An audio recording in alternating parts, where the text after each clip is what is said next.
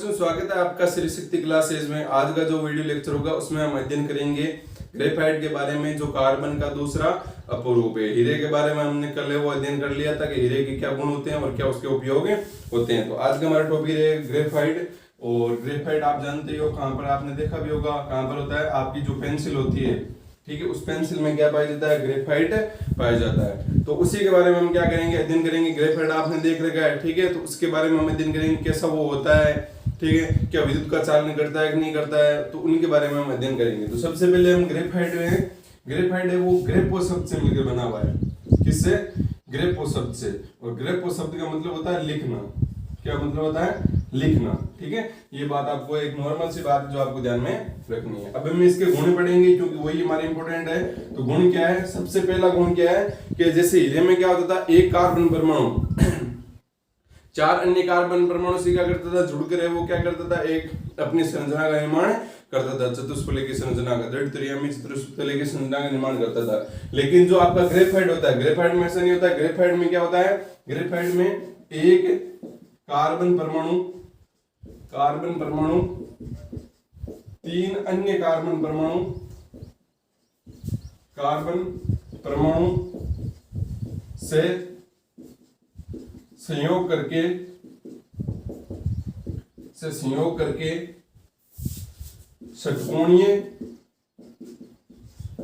संरचना का निर्माण करता है। तो कार्बन क्या करता है कि तीन, मतलब एक कार्बन है, एक कार्बन परमाणु से क्या होगा? तीन अन्य कार्बन परमाणु संयोग करके क्या करते हैं? षटकोणीय संरचना का निर्माण करते हैं। तो कैसे? मान लो ये देखो, इस प्रकार से कार्बन, इससे तीन कार्बन, तो अगर तीन कार्बन जुड़े रहेंगे तो फिर यहाँ पर बताओ इसकी संयोजकता कैसे पूरी होगी? भाई कार्बन के तो यहाँ पर कितने होते हैं? एक दो तीन, एक और बंदा रह गया ना, तो फिर इसकी संयोजकता पूरी कैसे होगी? तो इसकी संयोजकता पूरी होगी, यहाँ पर क्या होगा? एक कार्बन क्या कर लेगा? कार्बन के मध्य क्या बन जाएगा? द्विबंध बन जाएगा।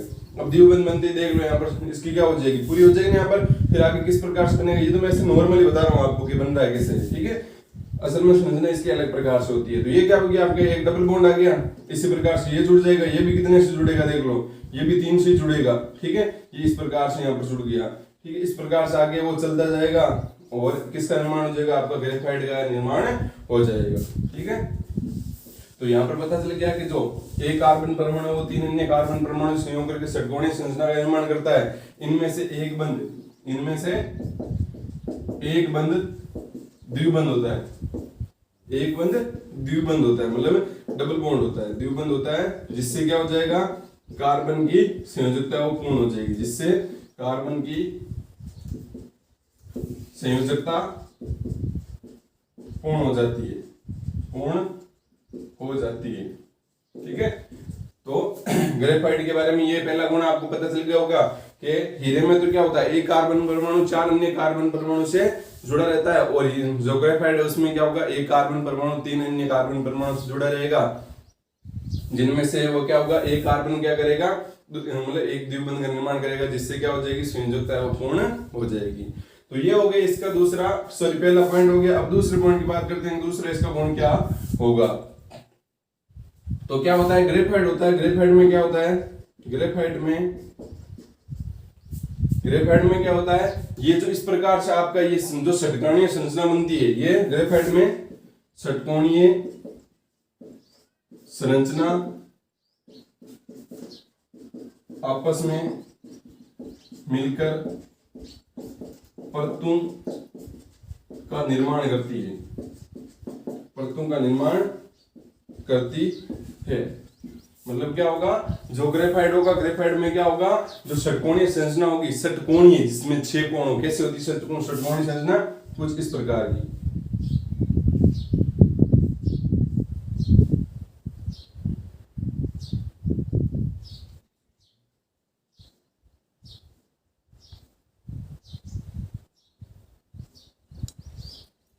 ये इस प्रकार से इनको क्या बोलते हैं? षटकोणीय संरचना बोलते हैं। यहाँ पर भी आगे भी जुड़ जाएंगे, ठीक है।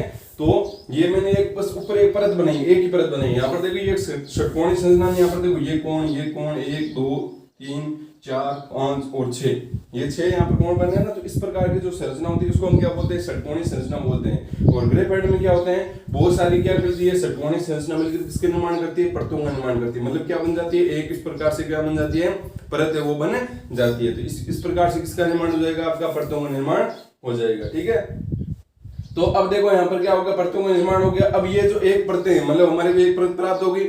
अब परतें भी क्या करेगी, वापस से अन्य परतों के साथ में जुड़कर किसका निर्माण करती है, जो ग्रेफाइट है उसका निर्माण करती है। मतलब परत, ठीक है, परत कैसे बनती है, परत बनती है जब मतलब बहुत सारी वो क्या होगी, षटकोणीय संरचना मिलती है, तब किसका निर्माण होता है, एक परत का निर्माण होता है। ये षटकोणीय संरचना, ये षटकोणीय संरचना, ये षटकोणीय संरचना। तो इस प्रकार से क्या होता है, यहाँ पर बहुत सारी क्या करती है, परतें मिलती है। और परतें मिलने से क्या होता है, सॉरी षटकोणीय संरचना मिलने से किसका निर्माण होता है, परतों का निर्माण होता है। भाई ये 3D में तो इसको तो हम ऐसे दर्शाएंगे ना, ये होती है असल में ऐसे होगी। ठीक है, फिर क्या होगा, इसके नीचे और परत आएगी। और वो जो नीचे वाली जो परत होगी इसकी जैसी, वो बिल्कुल इसके टच में नहीं रहेगी, वो क्या रहेगी, उसमें बीच में कुछ गैप रहेगा और फिर थोड़ा सा और गैप रहेगा। मतलब जब भी परत जुड़ेगी, दो आपस में परत जुड़ेगी, तो वहां पर उनके बीच में क्या रहेगा, गैप रहेगा। तो अब देखो आगे, तो ये तो हो गया आपका दूसरा गुण। अब तीसरा जो उसका गुण है वो पढ़ते हैं। देखो क्या होगा तीसरा गुण, तो देखो परतें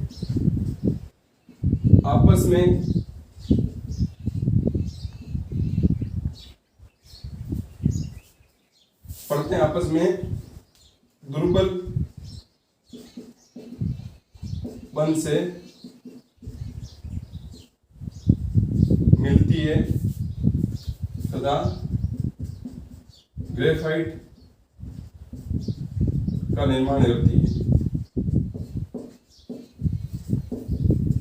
तो क्या होता है, पहले क्या होता है, षटकोणीय संरचना बनती है। षटकोणीय संरचना से फिर क्या होता है, जब बहुत सारी षटकोणीय संरचना मिल जाती है तब किसका निर्माण होता है, तब वहां पर निर्माण होता है आपका परतों का निर्माण होता है। और जब बहुत सारी परतें ऐसे इस ऊपर इस प्रकार से मिल जाएगी, तब वहां पर किसका निर्माण हो जाएगा, ग्रेफाइट का निर्माण हो जाएगा। ठीक है, तो परतें आपस में दुर्बल बंध से, अब यहाँ पर होता क्या है कि यहाँ पर दुर्बल बंध होता है। तो मतलब एक परत और दूसरी परत है, उनके मध्य क्या पाया जाता है, दुर्बल मतलब बंध पाया जाता है। और दुर्बल बंध पाने के कारण ये परतें, भाई अगर प्रबल बंध पाया जाएगा ये परतें जो ऐसे कैसे ऐसे ही रहेगी, लेकिन अगर बंध दुर्बल होगा, मतलब इनको बांधने वाला, एक तो मान लो आप इनको ऐसे, मान लो एग्जाम्पल के लिए कि मान लो आपने इनको क्या कर दिया, यहाँ पर एक लोहे का टुकड़ा लिया, ठीक है, लोहे की छड़ दी और इसको आपस में इस प्रकार से लोहे की छड़ से जोड़ दिया। अब लोहे की छड़ है वो क्या होती है, कठोर होती है, इसलिए वो इन दोनों को ऐसे हिलने नहीं देगी। लेकिन अगर आपने लोहे की छड़ की जगह वो क्या कर दिया, आपने कोई प्लास्टिक की छड़ लगा दी यहाँ पर, प्लास्टिक की छड़ लोहे की छड़ से तो मतलब क्या होती है, कम ही कठोर होती है ना, इसलिए हम ये परतें आपस में क्या कर सकते हैं, इस प्रकार से क्या कर सकती है, यहाँ पर फिसल सकती है। तो इसलिए क्या होता है, ग्रेफाइट में क्या होता है, जो परतें हैं, परतों के मध्य दुर्बल बंध पाए जाने के कारण यहाँ पर जो परतें हैं वो क्या कर सकती है, आपस में एक दूसरे के ऊपर क्या कर सकती है, फिसल सकती है। इसी वजह से यहाँ पर फिसलने की वजह से इसका जो उपयोग है वो शुष्क स्नेक के रूप में किसमें किया जाता है, भाई परतें आपस में क्या सकती है, फिसल सकती है, इसलिए इसका उपयोग शुष्क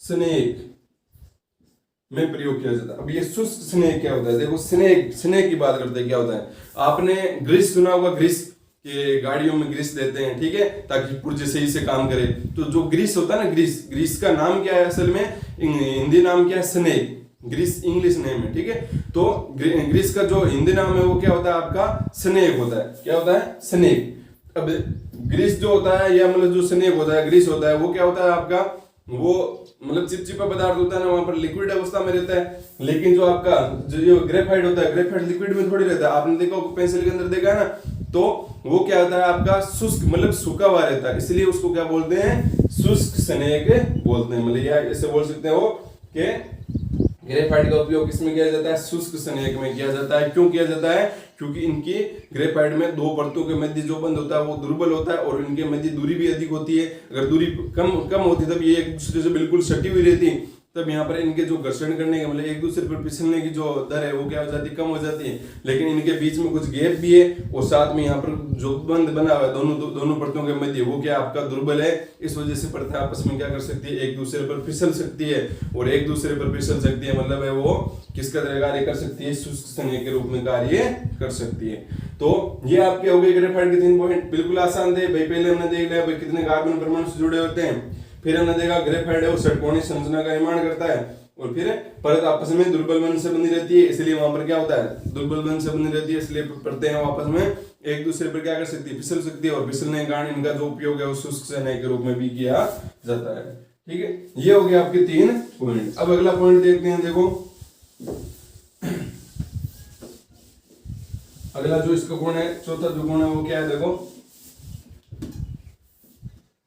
चौथा इसमें गुण है कि यहां पर क्या होता है, जो ग्रेफाइट होता है वो विद्युत का सुचालक होता है। ग्रेफाइट विद्युत का सुचालक होता है, सुचालक होता है। क्यों होता है ग्रेफाइट विद्युत का सुचालक? क्योंकि परतों के मध्य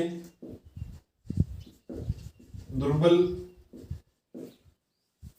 बंध वे कार्बन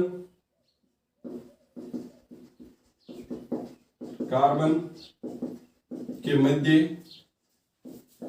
द्विबंध पाया जाता है,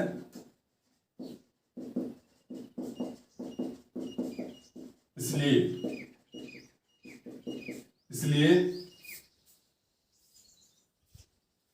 इनका एक इलेक्ट्रॉन मुक्त हो जाता है।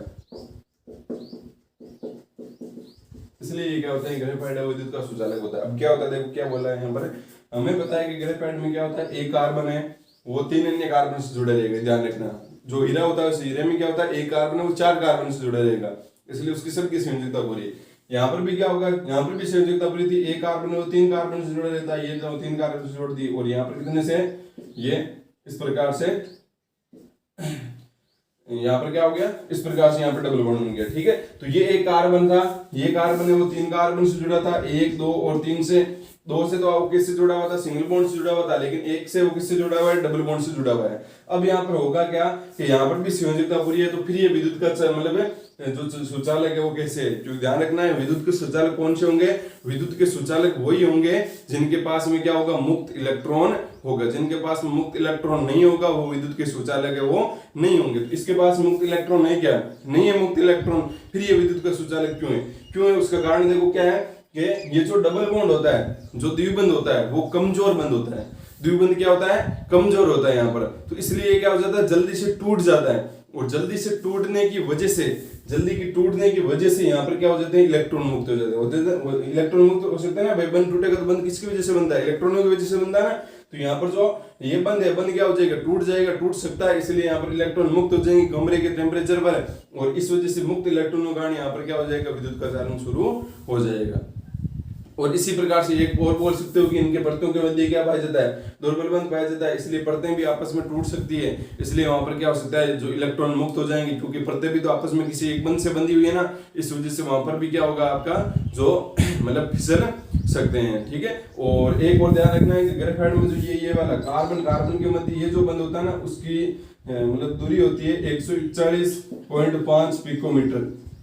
क्या होती है, 141.5 पिकोमीटर। और जैसे परतों का निर्माण होता है, कुछ इस प्रकार से परतें बनती है। ये संरचना भी बनानी आनी चाहिए, बिल्कुल आसान है, प्रैक्टिस करनी है आपको। ठीक है, तो इस प्रकार से एक परत और बना लेते हैं यहाँ पर नीचे।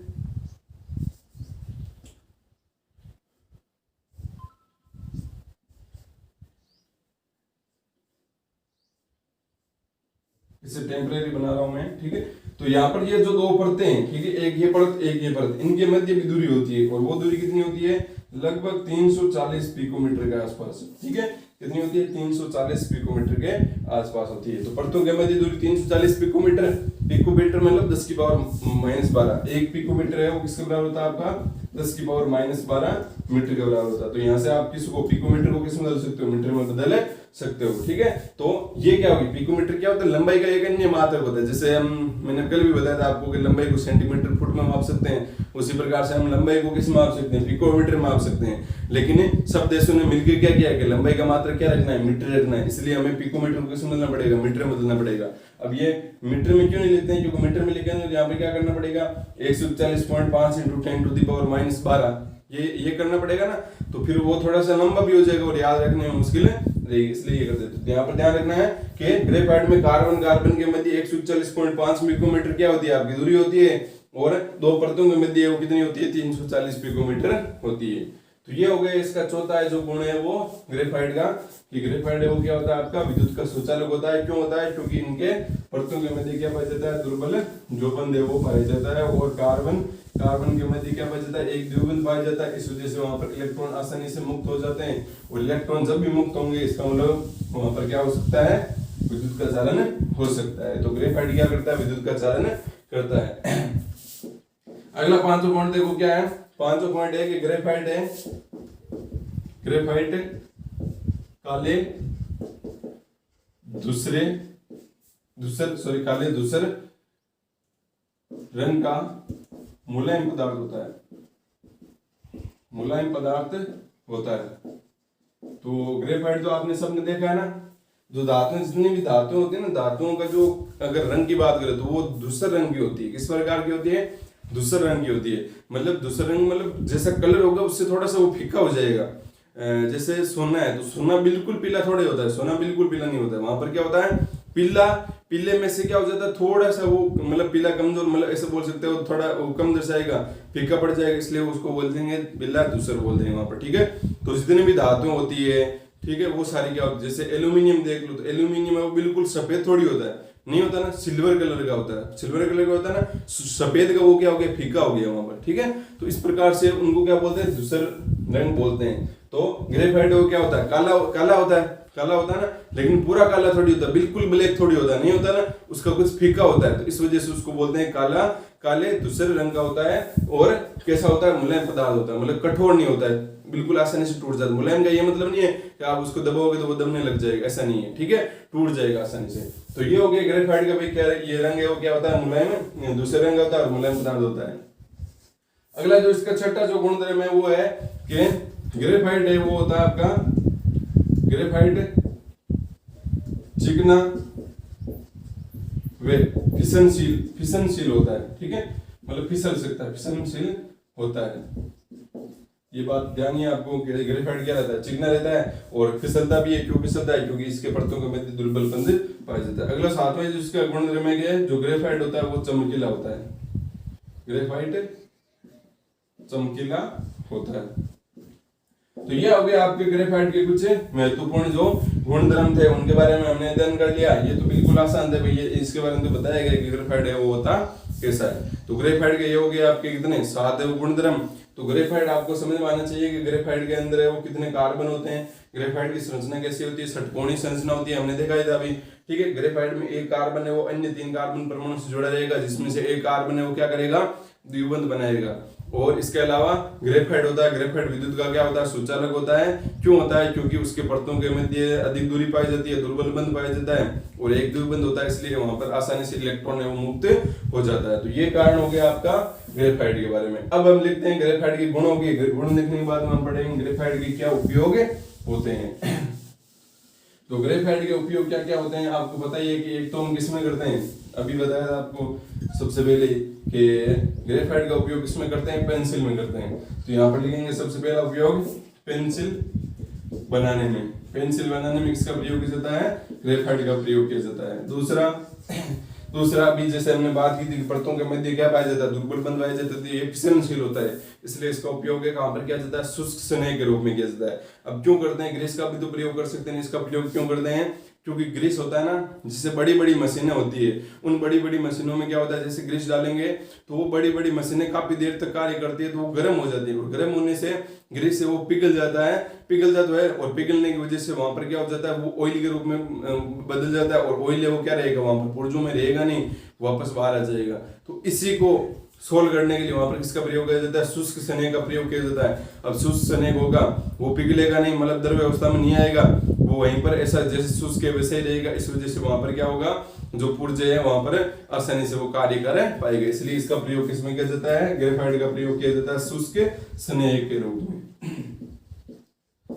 तीसरा जो इसका उपयोग होता है कि एक तो हो गया पेंसिल बनाने में, एक हो गया आपका शुष्क स्नेह के रूप में, और इसके अलावा अगला जो हमारा तीसरा है वो है इलेक्ट्रोड बनाने में, इसमें प्रयोग किया जाता है, इलेक्ट्रोड बनाने में इसका प्रयोग किया जाता है। और जो चौथा इसका है इलेक्ट्रोड, मतलब क्या होता है, इलेक्ट्रोड जैसे बैटरी होती है ना, बैटरी के अंदर क्या होते हैं, दो इलेक्ट्रोड लगे होते हैं जिन्हीं से हम तार जोड़ के वो किसी से करंट प्राप्त करते हैं। तो ये जो ये बने होते हैं ना, जो यहाँ पर इसको हम बोलते हैं जो प्लस और माइनस साइन वाला जो ये यहाँ पर बनी होती है, ठीक है, इन्हीं को हम क्या बोलते हैं, इलेक्ट्रोड बोलते हैं। तो ग्रेफाइट के क्या बनाए जाते हैं, इलेक्ट्रोड बनाए जाते हैं। क्यों बनाए जाते हैं, क्योंकि ग्रेफाइट एक तो क्या होता है आपका, ग्रेफाइट विद्युत का क्या होता है, सुचालक होता है, इसलिए आसान रहता है, और साथ में वो फिसनशील होता है, और तो उसमें हमारे को जो धातु वगैरह है उनको लगाने में थोड़ी सी परेशानी होती है, इसलिए इसको आसानी हम लगा सकते हैं। उसके अलावा इलेक्ट्रोड बनाने में प्रयोग करते हैं। इसके अलावा जो लोहे की वस्तु है, लोहे की वस्तुओं पर पॉलिश करने में ताकि उनमें कोई भी जंग ना लगे करने में। और जो पांचवा पॉइंट है वो इंपॉर्टेंट है, क्या है, नाभिकीय भट्टियों में मंदक के रूप में नाभिकीय भट्टियां होती है। नाभिकीय भट्टियां क्या होती है, हमने पढ़ा परमाणु के बारे में। आपके जो यहाँ पर जो बिजली आती है, बिजली आपने क्या पढ़ा है कि बिजली कहाँ से आती है, पानी है, पानी से बिजली बनाई जाती है, ठीक है। जो पानी से बिजली बनाई जाती है वो उसकी मात्रा बहुत ही कम होती है, पूरे इतनी बड़ी दुनिया को पानी से बनी हुई जो बिजली है उससे पूर्ति नहीं कर सकते हैं, इसलिए किसका प्रयोग किया जाता है, परमाणुओं का प्रयोग किया जाता है। और परमाणु कौन सा आता है, यूरेनियम होता है। उस यूरेनियम को क्या किया जाता है, बड़ी बड़ी इससे कमरे के टाइप की क्या होती है भट्टियां बनी होती है, उनमें क्या किया जाता है, जो यूरेनियम परमाणु है ना उसका नाभिक होता है, परमाणु का नाभिक होता है, उस नाभिक पर न्यूट्रॉन की बौछार करवाई जाती है। न्यूट्रॉन की जैसे ही बौछार करवाएंगे तो जो यूरेनियम है उसमें विस्फोट होगा और उससे बहुत अधिक मात्रा में ऊर्जा निकलेगी, और ऊर्जा निकलने की वजह से यहाँ पर जैसे कमरा है इसके अंदर यहाँ पर क्या लगा हुआ, एक फैन लगा होगा, तो वो ऊर्जा निकलेगी, बहुत ज्यादा उष्मा निकलेगी, उष्मा निकलने की वजह से इस फैन पर क्या प्रेशर बढ़ेगा, तो ये घूमने लग जाएगा, और इसके बाहर क्या लगे होते हैं, टर्बाइन लगे होते हैं। अब ये जो मैंने बताया कि जो आपका यूरेनियम होता है, यूरेनियम के नाभिक पर जब न्यूट्रॉन की बौछार करवाई जाती है तब ऊर्जा प्राप्त होती है। अब वहां पर क्या होता है, जैसे ही एक कंडीशन हो जाती है, जैसे आप एक न्यूट्रॉन फेंकोगे यूरेनियम के नाभिक पर, तो वहां पर अपने आप से बहुत अधिक मात्रा में ऊर्जा निकलना शुरू हो जाती है, मतलब ऊर्जा रुकती नहीं है वहां पर। तो उसी ऊर्जा को रुकेगी नहीं तो क्या हो जाएगा, विस्फोट हो जाएगा। तो उसी ऊर्जा को रोकने के लिए या उसको न्यूट्रॉन को रोकने के लिए किसका प्रयोग किया जाता है, ग्रेफाइट का प्रयोग किया जाता है। इसलिए नाभिकीय भट्टियों में मंदक के रूप में, मतलब जो न्यूट्रॉन है, न्यूट्रॉन को अवशोषित कर लिया जाए उसके रूप में किसका प्रयोग किया जाता है, ग्रेफाइट का प्रयोग किया जाता है। तो ये हो गया आपके ग्रेफाइट के गुण। अगला जो हमारा टॉपिक रहेगा उसको हम अगले वीडियो लेक्चर में कवर करेंगे।